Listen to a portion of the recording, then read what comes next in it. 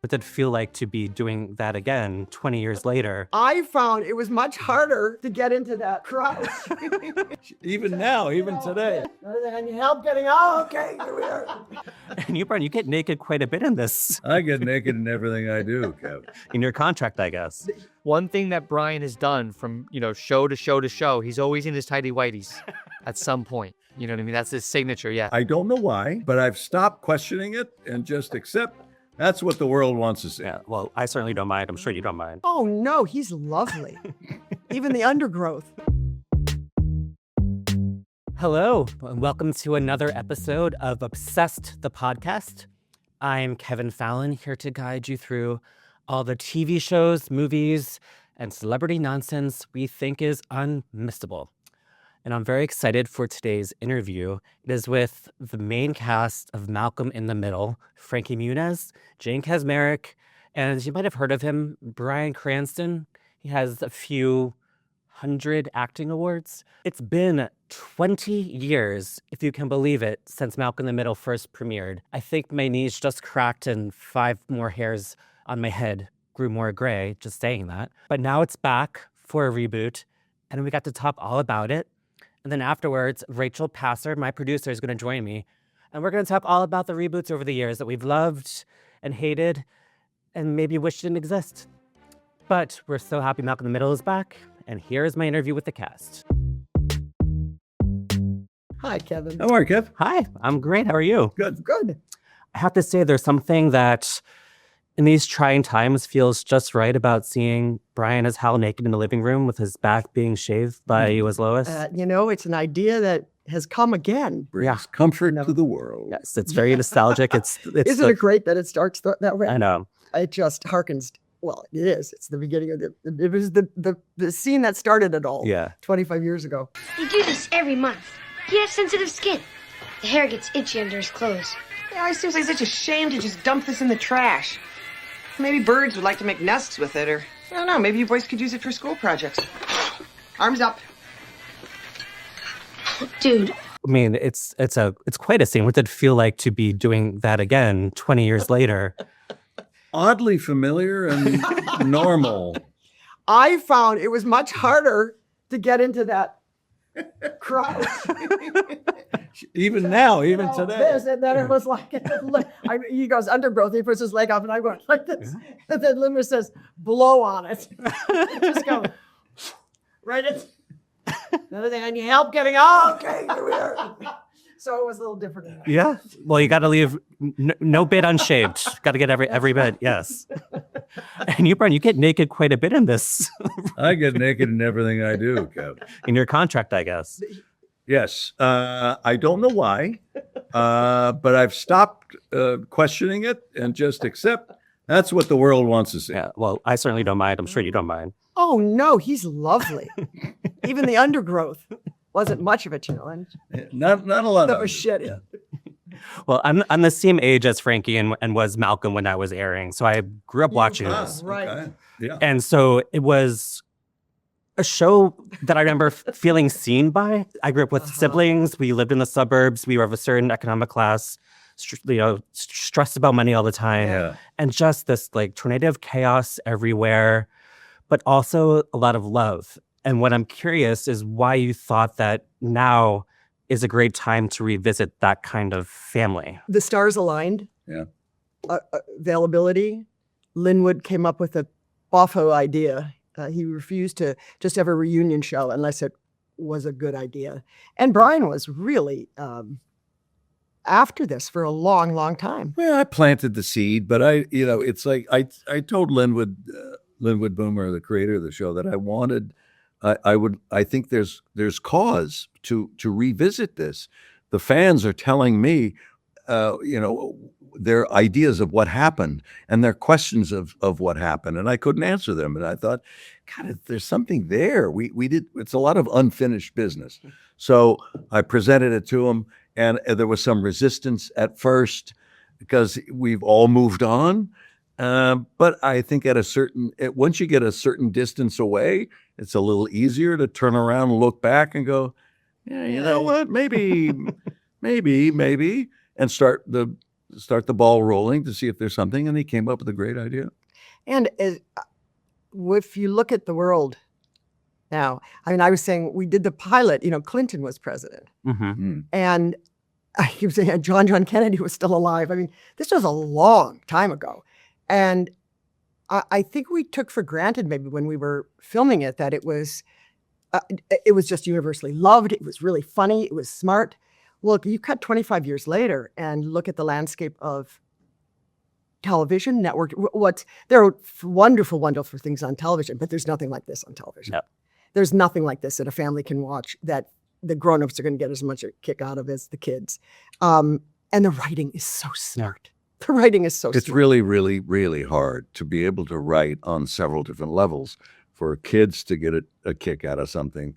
And then an adult gets something and the kid's looking like, what are they laughing at? And it's like, it's okay because that's life too. Yeah. We get things at different times. And we were, when this all came together, it was our writers again. Linwood was back and, in the helm, in the control. Ken Kwapis, the director who did this 4 episodes, was a major director for us. And we had this essence, not only of the cast, but the essence of the crew. Mm-hmm. So the tone was the same. The writing, it wasn't like trying to make something work again. I have to say it was extremely refreshing to know that 20 years after we last saw them, and who knows what other, let's say issues these children would have brought to Hal and Lois's life, they still are that much in love with each other as they are in these episodes that we see. It's sort of the cornerstone of these episodes is their love. I hadn't really thought of that too, because Lois gets big, scary sometimes. The fact that Hal loves her so much, you had said this earlier, it really makes viewers, this combination is the cornerstone of this whole thing. That it's going to be okay, that his love for her and their devotion to each other is what keeps his family really going. You get a sense that Hal and Lois will be together until death do them part. And if they feel that, if the audience feels that connection is so strong, so tight, then we can handle any of the problems that may come our way. We may not handle them well. We may not solve the problems all the time, but we'll figure it out along the way. And as long as we're together, it's going to be a nice road to take. Yeah. And it made me think a lot about what it must be like for my parents now have all their children as adults and still. Are you Irish? Yes. What are your Irish Catholic, yes. Yeah, me too. Your eyes are so green. You got Irish eyes smiling there. What are your siblings' names? Ryan, Carrie, and Timmy. There you go. Yeah. And it really did make me wonder what it must be like for them to still have a role as parents, as adults, and as the adults sometimes they want their help and they don't want their help the way that Malcolm does in this in this reboot. And I'm curious what your experience has been like as parents who have grown kids, and how similar or dissimilar it's been to Hal and Lois. My youngest just graduated from college last year. I had her season 3. I was almost 47, and I just thought she was going to be with me forever. She was great, and then during COVID, she was home the whole time. I mean, it was heaven. We watched Schitt's Creek. It was like, but then they go to college, and then she graduates from college, and is really, see ya. I couldn't believe how hard it was, and I wasn't married. But I had a great community support. I had great girlfriends. And then I reconnected with my high school boyfriend and got married last summer. Wow. Yeah, 50 years that bastard had to wait. Well, you had to ferment. The nice sauce. But it is, I can imagine and do your parents have a good marriage? Yeah, a great marriage. Yeah, that's really good. Yeah. Are they still practicing Catholics? No, I have a gay son now, so. Well, and it is. It's like to see that, to see an example of that on television is a great thing, and it's so nuanced that we don't pull it out and say, we have a good marriage. It's just kind of slides underneath the surface of it. And I think that's what makes the show work. Yeah. Well, I'm getting there up, Simon. It was so nice to chat with you. So nice to talk to you. Thanks, Ken. Yeah. Sorry for making you get down on your knee. I know. All I wanted to do was give you the example of how hard it was to get up. Well, I could have just told you that. That's all good. It's awesome. Thank you both so much. Thanks, Thanks, Kevin. Hey, Frankie, how are you? I'm great. Very good. I have to say, I wasn't expecting to start weeping while watching Malcolm in the Middle, but Yeah. with all these episodes. I mean, there's so much emotion packed into these 4 episodes. There's even the emotion of just seeing everybody again, for the first time in 20 years and catching up with the characters that I think so many people grew up loving.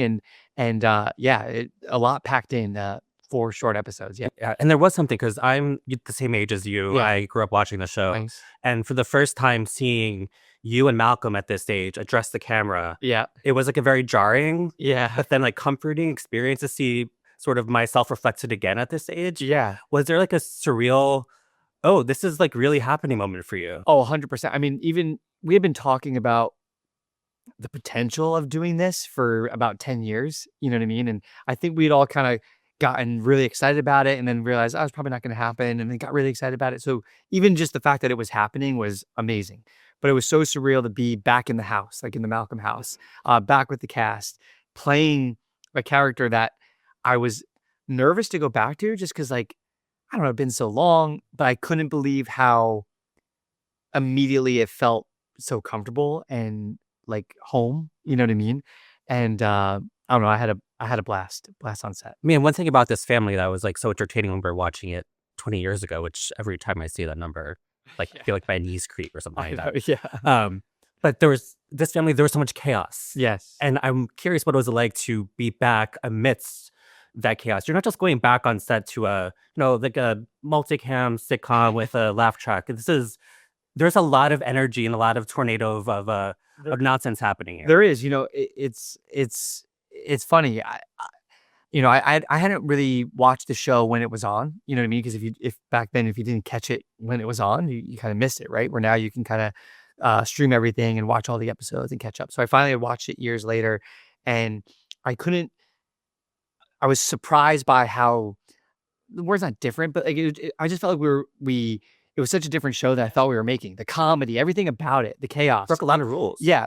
And I was so proud of it, proud of having been a part of it. So, getting to come back into that world with like just a greater appreciation in general of what I was a part of and what we got to do. Like it was really cool because it's so rare that you get to be on set and you're making something. Normally you're like, I hope people like this. I hope it's good. I hope, people like the characters or the comedy or whatever. And you have no idea.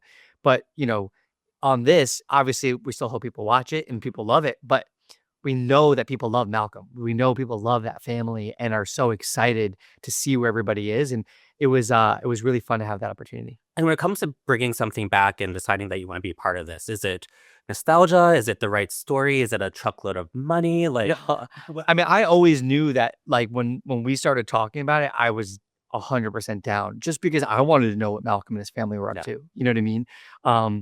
I have people all around the world every single day to this day tell me how much the show meant to them, how much it meant to their families and how it brought them closer together or got them out of a bad, place that they were in their lives. And knowing, like getting an opportunity to step away from it and seeing the appreciation that people had for the show, like I feel so honored to have been a part of something that people really, really liked, and it impacted their lives. So I knew there wasn't a chance that I wasn't going to be a part of it if it was happening. So I was thrilled that it did. And like I said, it was so interesting to see Malcolm at my age. Yeah. It reminded me of how young I was Yeah. when the show was airing. Yeah. And then I had also the realization of how young you were when the show was Yeah. airing. You were so young, carrying a broadcast TV show, and you were in the tabloids, and there was all that happening to you. And I'm curious if revisiting this project now, does it make you understand now things about that experience that maybe you didn't understand then? It's weird. I always obviously loved being on the show. You know what I mean? But like I said, when you do anything in your life, if you do it every day, it just becomes what you do.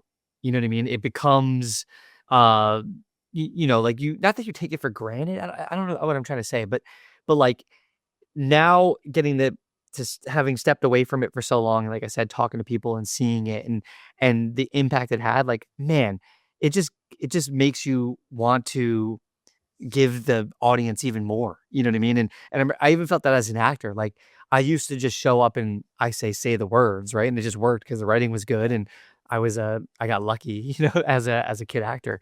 But like even as an actor now, like just there is so much emotion that Malcolm kind of goes through, and getting to kind of play with that, it was really, really fun. You know what I mean? And I left the set on the last day happy to have the title actor next to my name, where I've never fully accepted it. Oh, I was always kind of like, I act, but I'm not really an actor. You know what I mean? Like I do a lot of things. Yeah. You know what I mean? But I was thrilled to be Frankie Muniz, actor, of Malcolm in the Middle for sure. And I'm curious because I know you're a father now. Mhm.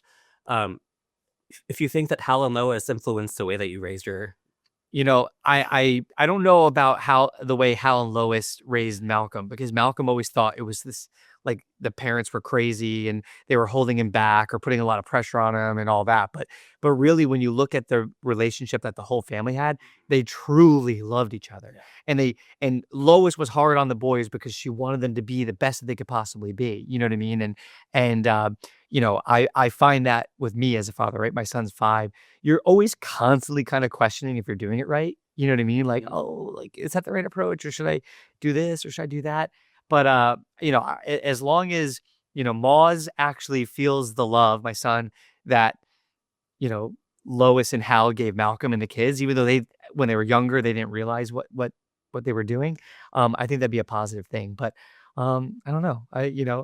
Maybe I need to try some of Lois's tricks, to get him to be a good boy. it works out for Malcolm. Exactly. And finally, I want to ask, because it's such a wild scene, what your reaction was to watching Bryan Cranston as Hal naked and hallucinating in that episode of the I remember reading the script, and there's not many actors that you can picture like doing all those crazy things and making it work. But if anyone could do it, Bryan can. Like, he's such a amazing actor, and as Hal, and I think people are gonna absolutely love it for sure. Well, this is a show that encourages you to not embrace vanity. Just let it all go. That's right. Definitely, one thing that Bryan has done from, show to show to show, he's always in his tighty whities at some point. You know what I mean? That's his signature. Yes. Awesome. Well, thank you so much for chatting with me. Thanks so much. Yeah, we'll see you. Well, that was so much fun talking to the cast of Malcolm in the Middle. I still feel like it's 20 years ago, and I heard that theme song, you're not the boss of me now, for the first time. Brought me way back, and was so excited for the new episodes. Tell me what you think. What's your favorite reboot? What things do you think should come back? Let us know. But right now, I'm going to talk to Rachel Passer, our producer, about this whole phenomenon of reboots, which is, it's such an interesting genre, because it's sort of the same thing that happens with every genre of TV, where there is a bubble that bursts, and then all of a sudden it's dead. Like, sitcoms were dead. Mm-hmm. Reality TV was dead. Reboots were dead. Now all those things are back and thriving again. Right now we have the Scrubs reboot happening. Mm-hmm. We have Malcolm in the Middle. I'm kind of loving it. I mean, look at the world going on right now. Mm-hmm. Some nostalgia, I think, is sorely needed. And so if I'm transported back to the first times I was watching Scrubs, to the first time I was watching Malcolm in the Middle, It makes it not so painful. yeah, I'm happy with that. Yeah. I'm into it. Yeah. I picture anytime I'm watching a reboot, I do initially think about the first time I watched it and whatever age I was, whatever music I was listening to, the clothes I was wearing. For some reason, I was recently watching the That's So Raven reboot, which isn't very good, by the way. Don't watch it. But I immediately thought back to wearing my footy pajamas and watching with my sister on the couch in our house, and just, I don't know, it transports you back, and it felt good even though the show sucked. I know what you mean. That's how I felt when Will and Grace was rebooted. Mm-hmm. Will and Grace is, for reasons everyone understands, a seminal show in my life. I think Will and Jack were maybe the first gay people I've ever encountered. Oh, really? I didn't know any gay people growing up. Yeah. And just being a teenager, I was probably middle school when it started, or a teenager when it ended. And seeing these men in New York, living this life that, I didn't quite understand why it resonated so much with me at that point. Oh, you didn't know you were But gay. there was something there that called to me, and I found it really, really funny. And then the reboot happened, and I got to go to Los Angeles to the set, and I interviewed Deborah Messing and Megan Mullally and Eric McCormick and Sean Hayes. And afterwards, I felt kind of emotional. I interview celebrities all the time. Yeah. But there was something about being in Will and Grace's living room on that set, talking with these actors, Mm-hmm. that did transport me back to a time when I didn't realize or understand that would even be possible. Yeah. So when that reboot happened, I think more than anybody, I was so thrilled for it. Yeah, totally. I think reboots are like really great for bringing you back to a place of being at peace with these characters too, because some of them end on a cliffhanger. Like, for example, I am desperate for there to be a Seinfeld reboot. They're not going to do it. They refuse to do it. I mean, Jerry Seinfeld has said it that he's not doing it. Curb Your Enthusiasm, Mm-hmm. batch of episodes, I guess you would call it. Yeah. Well, and I mean, it's just such a different thing because Seinfeld is a different dynamic between all of the characters, but they were making so much money and they offered even more money for them to do a reboot. And Jerry Seinfeld still said no. Yeah. And so there's a little bit of like a, I respect you because you said no to a reboot, but it would be really fun for me and I would be more at peace with the characters if I got to see what they were doing now and what they were like now, you know? Well, so what you're speaking to is, I think, the crisis that cannot be solved with reboots. And that is the fact that no one is ever satisfied. No. So there's these like different things that are happening where you want to see where these characters are after a decade, 2 decades have passed. But you also are so married in your mind to what those characters were like in the show that you loved, that pretty much anything they're doing that doesn't align to some weird Expectation. expectation that you Yeah. have, you just like, you start hitting Twitter and the keyboard's flying away and you're complaining about everything. And there's backlash and there's stories written about the backlash and there's stories about hate watching. And but the thing that I love, I actually like when the characters have changed and maybe the writers have made them make decisions that seem to be, antithetical, that's a word, antithetical to the way you think that they would have behaved based on what you do them as in the show. Mm-hmm. I think the best example of that is when Sex and the City came back with Yes. And Just Like That. Mm-hmm. And everyone was up in arms, like, Miranda would never behave that way. I can't believe that, Carrie is still getting back with, what's his name? John Corbett's character, Aiden. Oh. Mm-hmm. Mm-hmm. Kudos to you for not having to look it up. No, I mean, I have watched Sex and the City probably once a year since I was 18. Really? So that's a lot of watching them once a year. Yeah. So the fact that it took me 10 seconds to pull up the name Aiden is something that I talked to my therapist about, Yeah, you 'cause should be I don't embarrassed. recognize myself anymore. Yeah. But there were all these things that were happening just like that really pissed off Sex and the City purists. Mm. And I thought sort of inspired really interesting conversation, especially with that show about the expectations we have for women as they age and our sort of knee-jerk, passionate, kind of judgmental reaction when they behave in a way that you don't like. Mm. I thought that show was just a beautiful portrait of the way women change and the way friendships change and what you need from those friendships change as you get older. There are people who could not believe the show would ever come back without Samantha.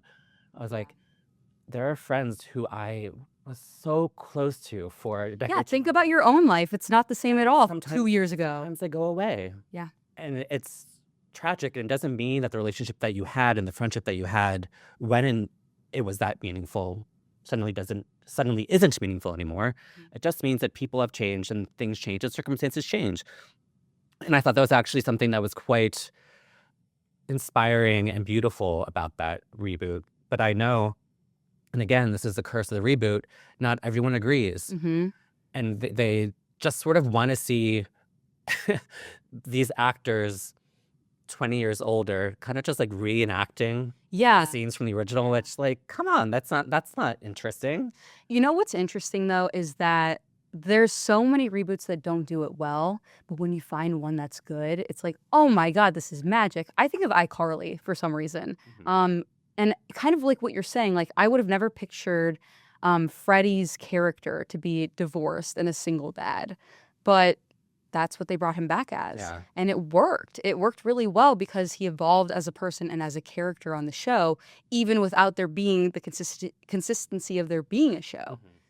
A show that I think kind of stayed in its spot was Fuller House, which was the reboot for Full House. Yeah. And I just feel like they were like, okay, let's time capsule everything that we created and repeat it. Yeah. and then like bring in younger characters. And like I think it's a great idea to bring in younger characters, but everybody just kind of stayed the same in my opinion. A lot of audiences have a hard time when they bring in new characters. Like, we don't care about these kids. I just want to see DJ and Stephanie and Uncle Jesse. Yeah. Like, we don't care about these kids. Right. But you need to creatively have those kids because, of course, DJ would have children. And Yeah, duh. they're going to be on the show. You're going to have storylines. And if this is a Full House reboot, Full House is about the kids. True. So, like, you're going to give these kids storylines, like it or not. So that's, again, it all goes back to, like, you can't, people are almost never happy with these things. Yeah. But I think I'm in the minority because I generally find myself, like, You like reboots for like the most part. most reboots. And crazy. I know a lot of them are not great. And I know that a lot of the eye rolling, I think it's probably like 10-ish years ago when there was so many reboots happening. Was that like, can we really like stop with this and have one original idea in Hollywood Yeah. and like give, new actors a chance to star in new Concept of it things? does seem a little lazy, You're right. but it's familiar. Right. And, Yeah. and that's why they were doing so many, is because that's what was working. People were desperate for something familiar with. Then there was too many of them. There were too many bad ones and they sort of went away.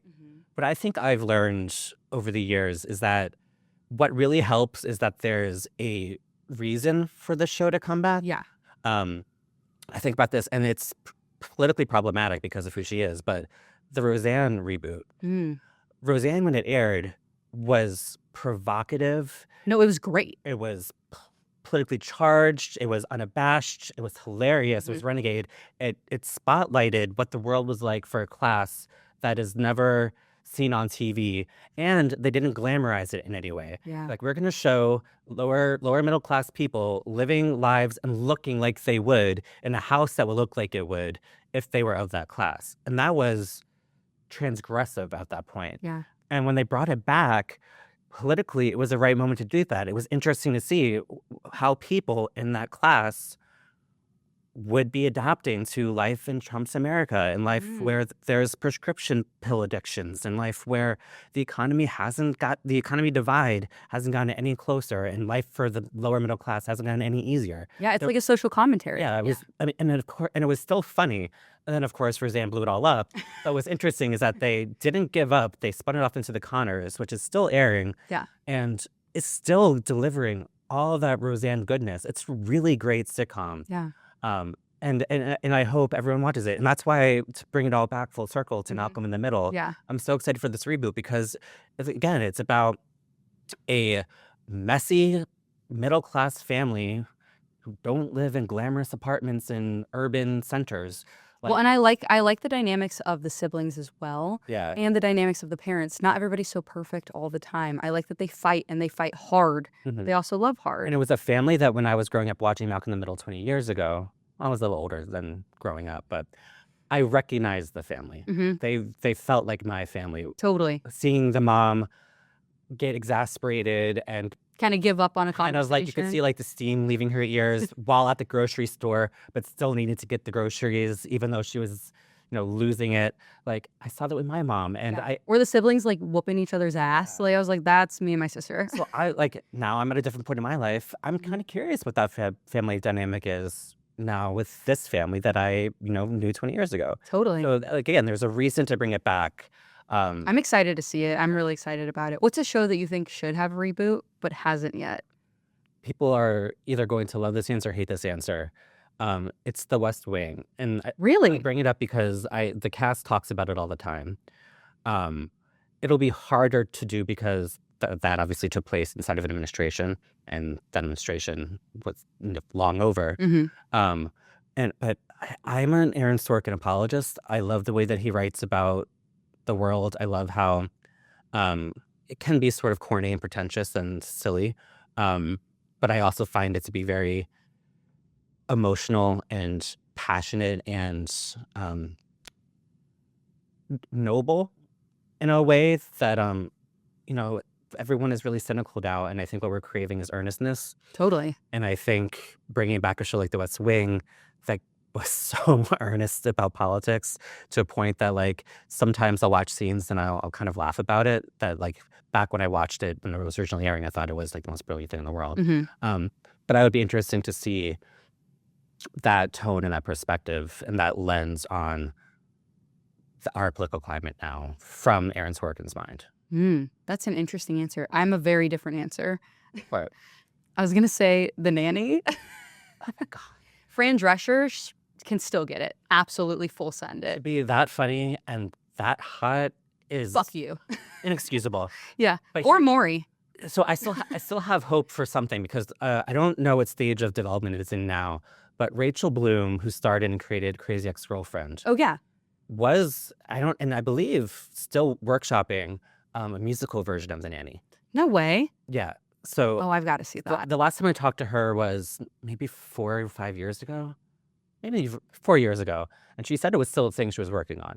So I'm like giving all hope to hope that will come back and we'll be hearing a Mr. Sheffield I'll miss the Sheffield. future. Yeah. But now that we've burst your eardrums with our horrible Fran Drescher impressions, I will and thank you, Rachel, for chatting with me. Of course. Yeah. Always a blast. And thank you all for listening. And like I said earlier, let us know everything you think about reboots. What do you want to see? What have you seen that you liked, that you didn't like?